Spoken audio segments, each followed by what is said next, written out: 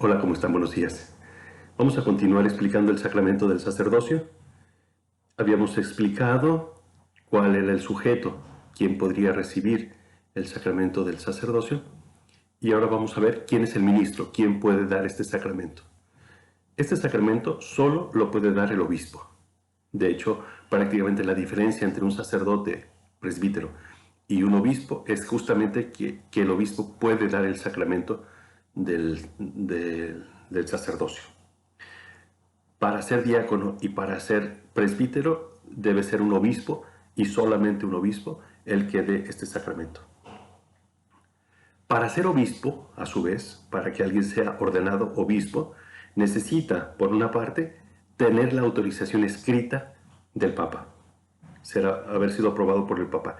Ningún obispo puede ser consagrado obispo si no ha sido aprobado por el Papa.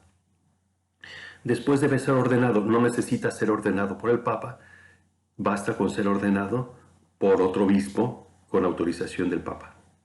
Ese es el ministro de este sacramento. Vamos a una cuarta parte que es, vamos a explicar el rito del sacramento del sacerdocio. Como muchos sacramentos, tiene tres partes. Una parte introductoria, luego viene el sacramento mismo y luego vienen unos ritos explicatorios que explican lo que acaba de suceder. La parte introductoria tiene dos partes. Primero es un interrogatorio y en segundo lugar es una oración. Oramos por el que va a ser ordenado sacerdote. El interrogatorio primero. El interrogatorio primero, antes de dirigirse al sacerdote y preguntarle públicamente si sabe lo que va a suceder, si viene libremente, se pregunta al que lo presenta. Normalmente es el superior del seminario. Se le pregunta, ¿sabes si es digno? Esta pregunta nos va a acompañar a todos los sacerdotes durante toda nuestra vida. ¿Sabes si es digno? Ser digno de ser sacerdote. Evidentemente que nadie es digno de ser sacerdote, pero de ser otro Cristo. Pero el esfuerzo de toda la vida del sacerdote debe ser lo menos indigno posible. Se pregunta entonces esto, el que lo presenta, el director del seminario dice, después de haberlo conocido, después de haber preguntado, doy testimonio de que ha sido considerado digno. Bien, después de esto viene el interrogatorio público de los que van a ser ordenados sacerdotes, en donde se les pregunta si saben lo que van a recibir, si están conscientes de eso, si vienen libremente a recibirlo, si están dispuestos a llevar una vida digna de un sacerdote. Y se les preguntan dos cosas especialmente. Primero, si entienden que deben vivir en castidad, es decir, en celibato, sin casarse por el resto de la vida. Y ellos responden sí, y con eso hacen un voto de castidad. Y luego también se les pregunta si entienden que deben obedecer al obispo y si hacen la promesa de obediencia al obispo. Y todos hacen la promesa de obedecer al obispo. Quiero explicar brevemente estas dos cosas. En primer lugar, el voto de castidad.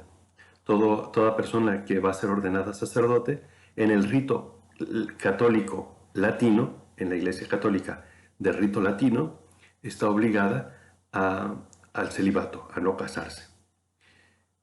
Esto es una norma de la Iglesia, no es una norma de Jesucristo. Pero la Iglesia llegó poco a poco a ver que era mucho mejor que los sacerdotes no se casaran y dedicaran toda su vida al servicio de la Iglesia y no al servicio de su familia y a ver cuánto tiempo les queda para el servicio de la Iglesia.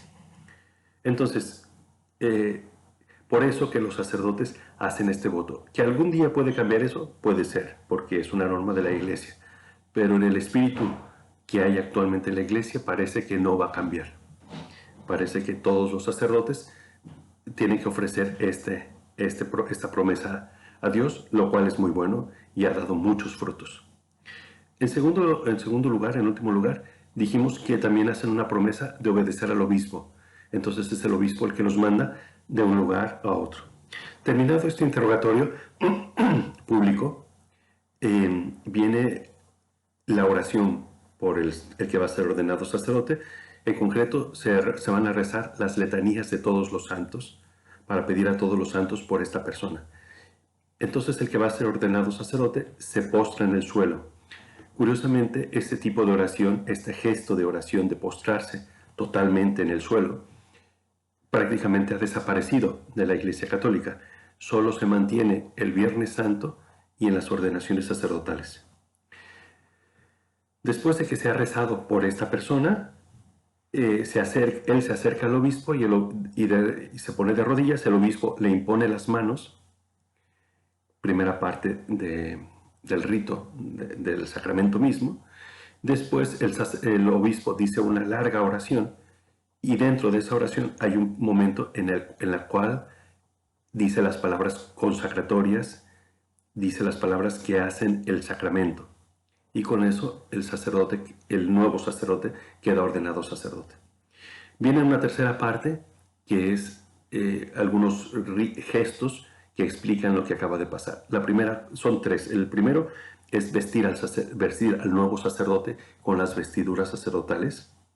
En segundo lugar, ungir sus manos. Con esta unción, él queda ungido. Ungido se dice en griego Christos, Cristo. Él se convierte en Cristo por la unción de Dios, por el sacramento que acaba de recibir. Y en tercer lugar, le son dados al sacerdote los vasos sagrados para celebrar la misa, diciéndole: mira lo que vas a recibir, mira lo que vas a tratar, trátalo con santidad y intenta ser tú también en tu vida una imagen de lo que estás tratando, santo y ofrecido a Dios.